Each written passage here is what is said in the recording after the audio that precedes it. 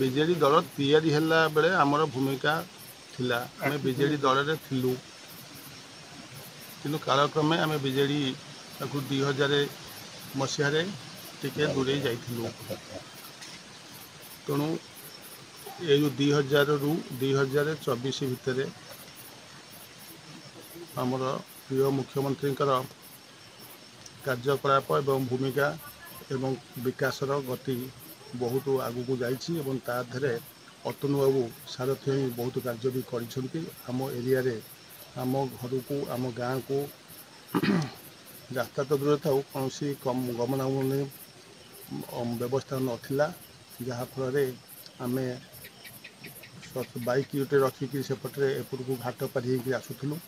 ଆମ ଦଶମୌଜି କହିଲେ ଭାରି ଦୁର୍ଗତ ଅଞ୍ଚଳରେ ଆମେ ଥିଲୁ। ତେଣୁ ଅତନୁ ସବ୍ୟସାଚୀ ନାୟକ ଯେ ବର୍ତ୍ତମାନ ମିନିଷ୍ଟର ଅଛନ୍ତି, ସେ ତାଙ୍କର ଏହି ଦଶମୌଜିକି କନେକ୍ଟ କରିବା ପାଇଁ ବ୍ରିଜ୍ଟି ତିଆରି କରିଛନ୍ତି ଏବଂ ଯେଉଁଟାକି ଆମେ ଆରାମସରେ ଆସିକି ରାତି 10, 11, 12ରେ ପହଞ୍ଚି ପାରୁଛୁ କି ମେଡ଼ିକାଲ କେସ୍ ଲୋକମାନେ ବି ଯାଇପାରୁଛନ୍ତି।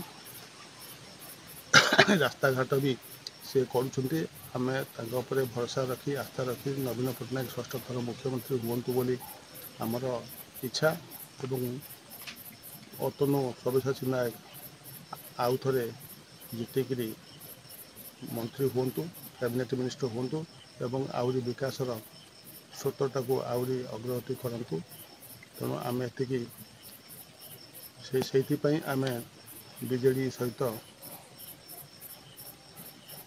ଆଜି ମାନେ ଘର ବାହୁଡ଼ା ଭଳି ମିଶ୍ରଣ ପର୍ବରେ ଆମେ ସାମିଲ ହେଲୁ। ତେଣୁ ଆମେ ଅତନୁ ସବ୍ୟସାଚୀ ନାୟକଙ୍କ ହାତମୁଠାକୁ ଟାଣ କରିବା ବିପୁଳ ସଂଖ୍ୟାରେ ଆମେ ଭୋଟ୍ ଦେଇକରି ତାଙ୍କୁ ଜୟଯୁକ୍ତ କରାଇ ଆମେ ସଂକଳ୍ପବଦ୍ଧ ହେଲୁ।